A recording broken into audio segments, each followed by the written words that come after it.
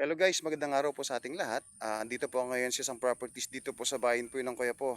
Ito po ay isang mango farm po na ubod po ng lawak na mango farm. Ito po ay may sukat na 50 na hectares.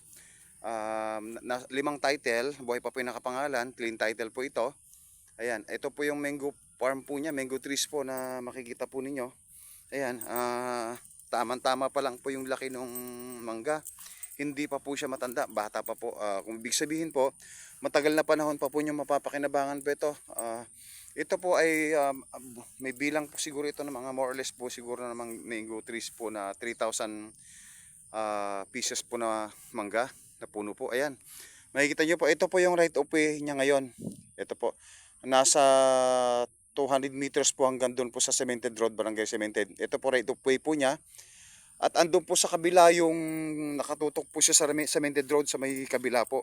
Makikita nyo po mamaya sa video ko na ibibideo ko po sa inyo. Ito po, ito pong mangga na ito ay kumikita po ng milyon.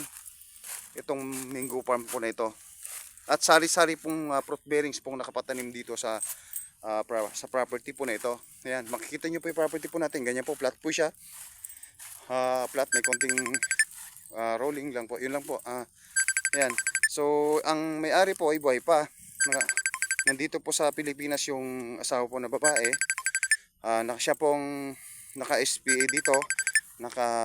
At may SPA na rin po yung asawa niya. Siya na pong magbebenta po dito. Kasi asawa niya po, ay nasa ibang bansa po siya. Ayan. Makikita po ninyo. Ayan po. Makikita niyo po, napakaganda po ng properties nito. Ayan. So, ayan po. Mamaya po, sa pagpapatuloy po ng videos ko, ay makikita niyo po yung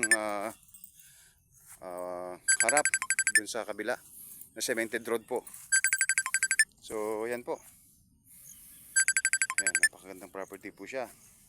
At ang layo po nito sa bayan po ay nasa 10 to 15 minutes po. At nasa 30 minutes po sa Tiplex po na Anao. 2 to 3 hours po from Manila, 1 and a half hour po sa Baguio City po. So, yan. Makikita niyo po, napakarami pong mangga. Ayan, productive na po yan. Napakarami pong binubunga nito. At ito po ay banggang kinalabaw. Ibig sabihin po, ito po yung na-export po na matamis pag nahihinog po. So ayan po. Libo-libo pong kayong ang naani po nila rito at milyon po yung napagbebentahan. So ayan po, maraming salamat po. Kung interesado po kayo dito sa properties, paki-follow lang po at paki-share ang videos ko at saka paki-click na rin po yung notification bell para po updated po kayo sa lahat ng videos ko sa aking vlog. Papa Dom's Lot Vlog TV. So yan, maraming salamat po. God bless po sa ating lahat.